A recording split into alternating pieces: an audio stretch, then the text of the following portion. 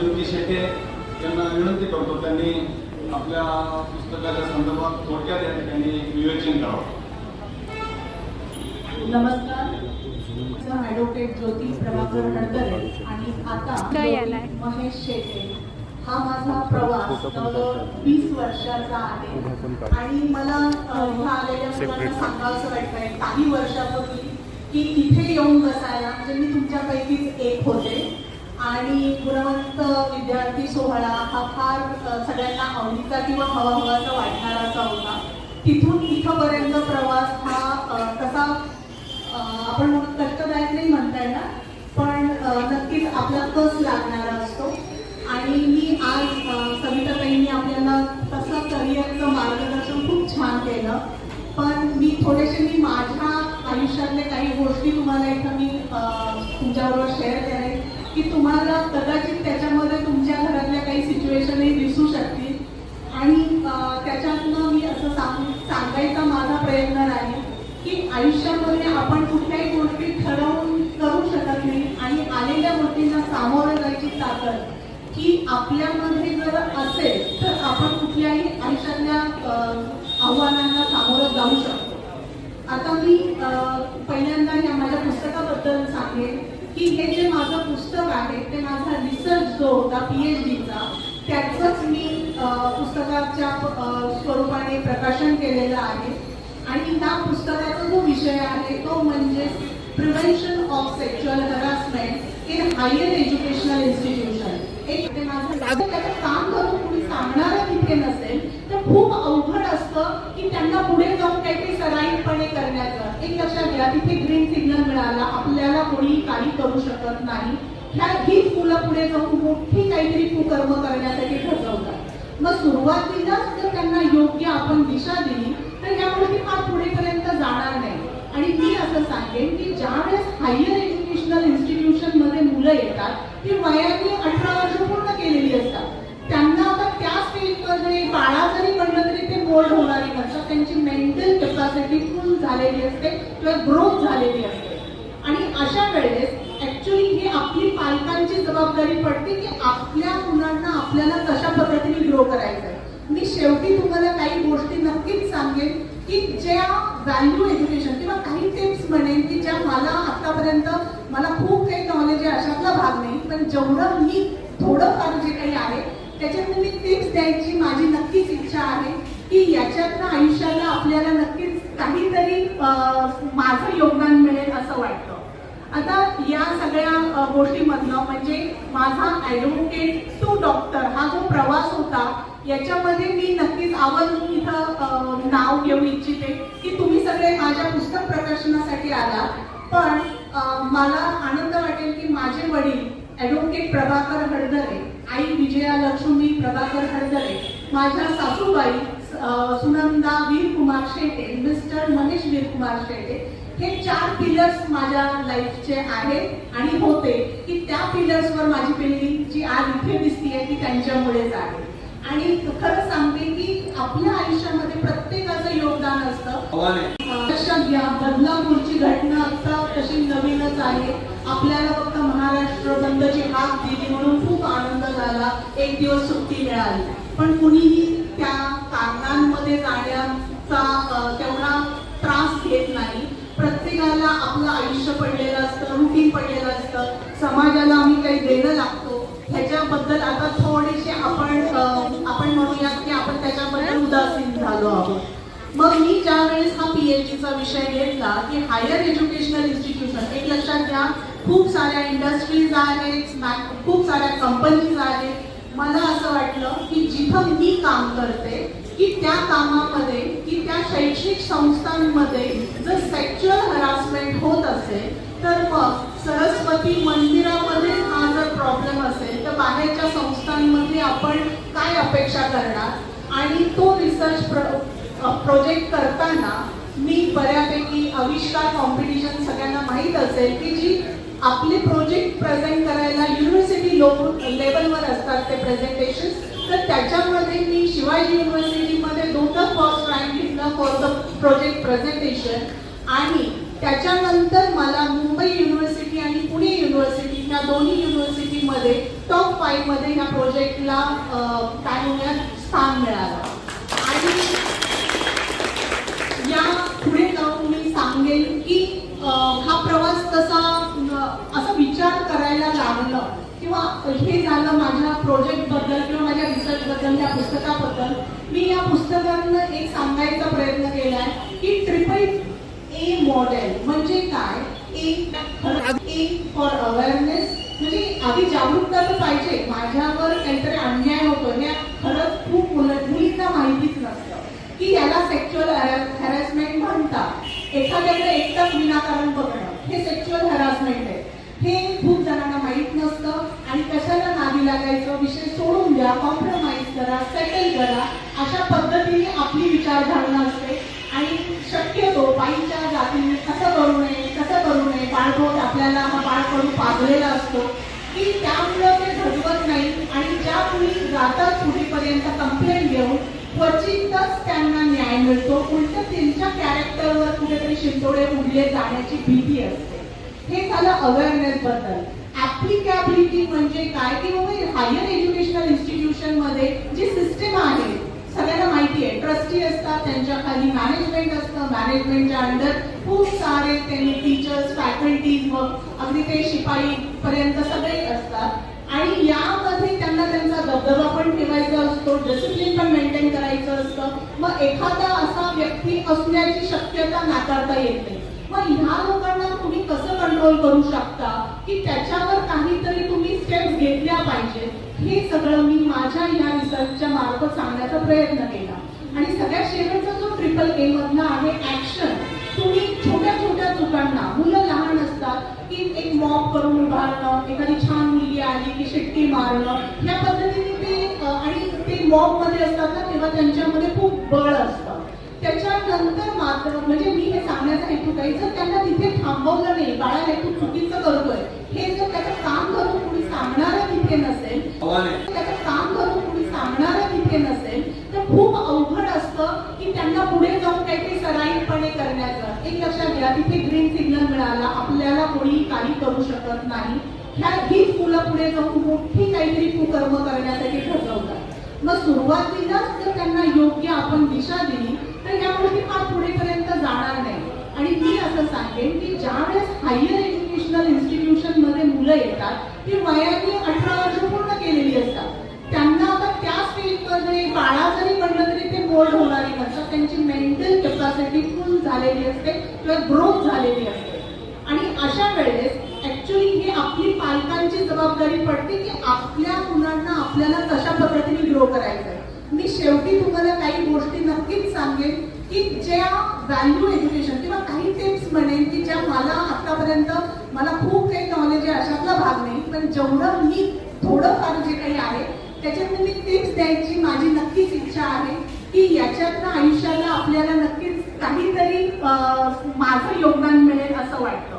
आता या सगळ्या गोष्टीमधनं म्हणजे माझा ॲडव्होकेट टू डॉक्टर हा जो प्रवास होता याच्यामध्ये मी नक्कीच आवर्जून इथं नाव घेऊ इच्छिते की तुम्ही सगळे माझ्या पुस्तक प्रकाशनासाठी आलात. पण मला आनंद वाटेल की माझे वडील ॲडव्होकेट प्रभाकर हळदरे, आई विजया लक्ष्मी प्रभाकर हळदरे, माझ्या सासूबाई सुनंदा वीरकुमार शेटे, मिस्टर मनीष वीरकुमार शेटे, हे 4 पिलर्स माझ्या लाईफचे आहेत आणि होते की त्या पिलर्सवर माझी पिढी जी आज इथे दिसतीये ती त्यांच्यामुळेच आहे. आणि खरं सांगते की आपल्या आयुष्यामध्ये प्रत्येकाचं योगदान असतं. माझा ॲडव्होकेट टू डॉक्टर हा जो प्रवास होता याच्यामध्ये मी नक्कीच आवर्जून इथं नाव घेऊ इच्छिते की तुम्ही सगळे माझ्या पुस्तक प्रकाशनासाठी आलात. पण मला आनंद वाटेल की माझे वडील ॲडव्होकेट प्रभाकर हळदरे, आई विजया लक्ष्मी प्रभाकर हळदरे, माझ्या सासूबाई सुनंदा वीरकुमार शेटे, मिस्टर मनीष वीरकुमार शेटे, हे 4 पिलर्स माझ्या लाईफचे आहेत आणि होते की त्या पिलर्सवर माझी पिढी जी आज इथे दिसतीये ती त्यांच्यामुळेच आहे. आणि खरं सांगते की आपल्या आयुष्यामध्ये प्रत्येकाचं योगदान असतं. त्याच्या पुढेही जाऊन मी सांगेन की माझ्या मैत्रिणी मला चेष्टेने चिडवायच्या, बाई तू कोल्हापूरला शिकायला गेली होती का लग्न करून दिलं होतं तुला आम्ही. कारण का 2004 मध्ये माझं लग्न झालं तेव्हा मी फक्त ॲडव्होकेट डिग्री घेतलेली. त्याच्यानंतर मी 2 वर्षात LLM झाले. त्याच्या पुढे मी इन्स्टिट्यूटमध्ये मी आवर्जून सांगू इच्छिते, तिथल्या रत्नाप्पा कुंभार जे काही कॉलेज इन्स्टिट्यूट आहे त्याच्या रजनीताई मगदूम ज्या आजही तेवढंच माझ्यावर एक गॉड मदर म्हणून प्रेम करतात आणि त्यांच्या तिन्ही संस्थांमध्ये त्यांनी मला काही लेक्चर्स काही म्हणजे बरेचसे लेक्चर्स देऊन केले होते. आजही त्या कॉन्टॅक्टमध्ये आहे. फक्त मागच्या वर्षी एक आविष्कार कॉम्पिटिशनला आले होते आणि त्या फर्ग्युसनचे जे इंटरव्ह्यूज होते तिथे सिलेक्शन झालं. त्यामुळे मी बॅक टू पॅव्हेलियन आली आहे. कोल्हापूर टू पुणे असा माझा उलटा प्रवास परत झालेला आहे.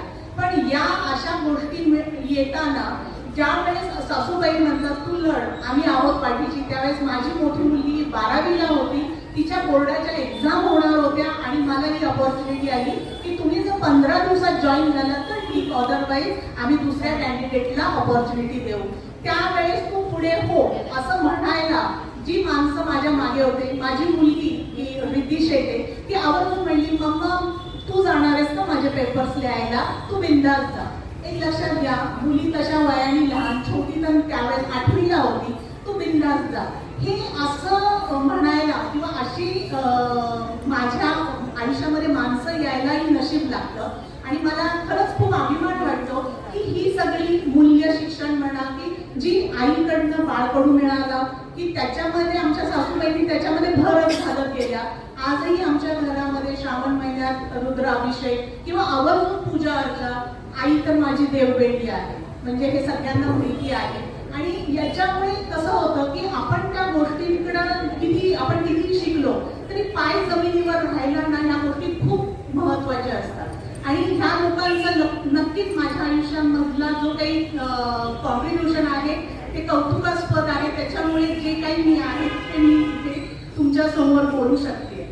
आता मला काही इथं आलेल्या मुलांना सांगायचं आहे की 10वी नंतर किंवा 12वी नंतर करिअर करताना खूप कन्फ्युजन असतं. माझी मैत्रीण करते किंवा माझा मित्र करतोय म्हणून मला ह्या करिअरमध्ये जायचंय. तर मी असं सांगेन सगळ्यांच्या लाईफमधली ह्या गोष्टी आहेत. मी माझ्याबद्दलच सांगेन 10वी नंतर 90% पडले. ऑब्विसली सायन्सचा फॉर्म घेऊन आले आणि त्याच्यानंतर घरामध्ये आमच्या तुंबळ असा वाद झाला. आईची इच्छा होती की मी डॉक्टर व्हावं, वडिलांची इच्छा होती की बाबा तिच्या आवडीला आपण जास्त हे करूया, महत्त्व देऊया. आणि ऑब्विसली लहानपणापासून जे काही ऑफिस वर्क आणि जे क्लायंट वगैरे त्याच्यामध्ये मला इंटरेस्ट होता. मी लॉ करायचं ठरवलेलं होतं. फक्त मग वडिलांचं असं म्हणणं की बाळ तुला जर लॉ करायचं असेल तर तू कशासाठी सायन्स घेते, त्यापेक्षा तू कॉमर्स घे की ज्याचा उपयोग तुला लॉ साठी होणार आहे. मग त्याच्यानंतर आई आणि वडिलांमध्ये असं चांगलं युद्ध झालं. त्याच्यामध्ये वडील युद्ध जिंकले ऑब्विसली. आणि मी ज्या वेळेस सायन्सचा फॉर्म मागे घेऊन कॉमर्सचा भरायला गेले तर तिथे माझे शिक्षक होते. ते म्हणले पण 90% घरी जा वडिलांना घेऊन येणार की तुला कॉमर्सला घ्यायचंय का, त्यांनाही ते पचनी पडेल की 90% म्हणून ही वेडी सारखी कॉमर्सला काय येते.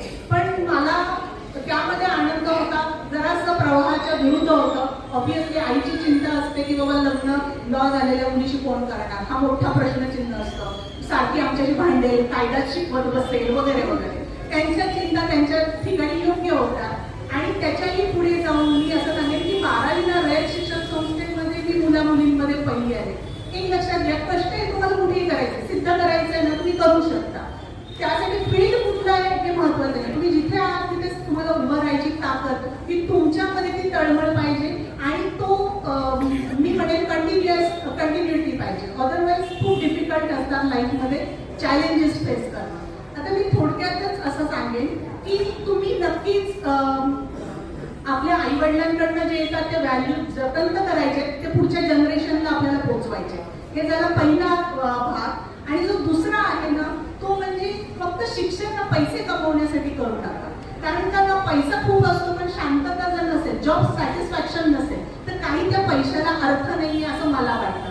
कारण का तुम्हाला जर आजकाल असं असतं तुम्ही काय पॅकेज देणार हे विचारून आतमध्ये एंट्री होते. तर तुम्हाला जर खरंच आत्मिक समाधान पाहिजे असेल, आता ह्याचा बॅलन्स करणं कसं डिफिकल्ट आहे आजकालच्या जगामध्ये. प्रत्येक गोष्टीसाठी पैसा हा द्यावाच लागतो. त्यामुळं आपली मानसिकता असते की बाबा आम्ही एवढं कष्ट करून शिकलोय ना, मग त्याचे रिटर्न आम्हाला देताय का, मग आम्ही येतो किंवा आम्ही करतो. पुन्हा काम करताना पण तेवढं डिवोशन देतो का? 8 तास काम झालं की 8 तास झाल्यानंतर पुढच्या 1 मिनिटामध्ये आम्ही तुमचा काही संबंध नाही. मग हे बरोबर आहे का?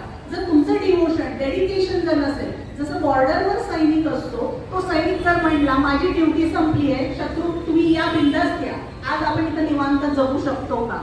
ते डेडिकेशन तुमच्या आजच्या रोजच्या कामामध्ये पाहिजे. आई म्हणली आज कांगोली आलेली नाहीये, मी किंवा स्वयंपाक मी करणार नाही, मी धुणं भांडी करणार नाही, तुमचं तुम्ही गोंधळ करा, चालेल का? नाही चालणार का? कारण का ते डेडिकेशन एका बाईचं त्या घरासाठी असतं. म्हणून आज आपण किंवा आपल्यासाठी मुलं बाहेर बिनधास्त किंवा काहीतरी करू शकतो, कर्तृत्व दाखवू शकतो.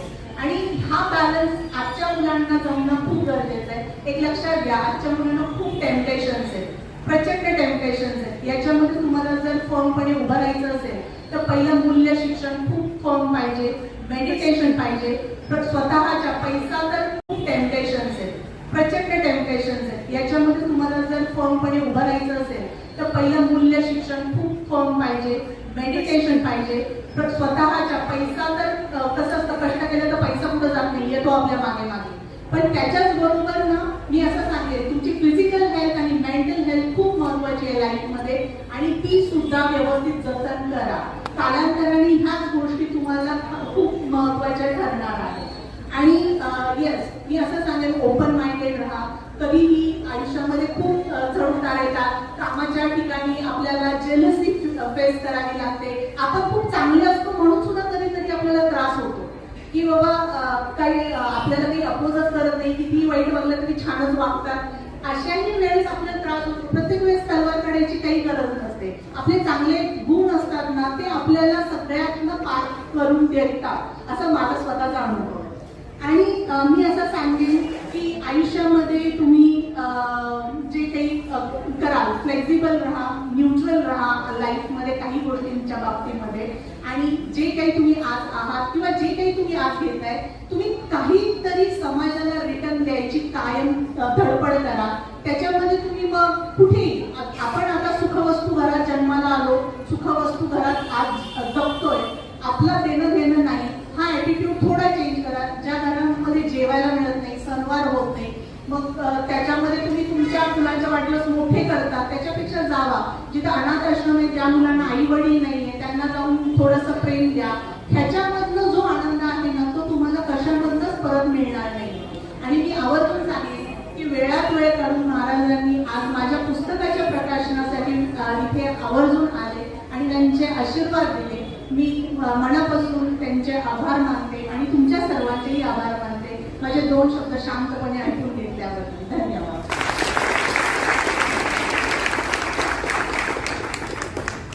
धन्यवाद ताई.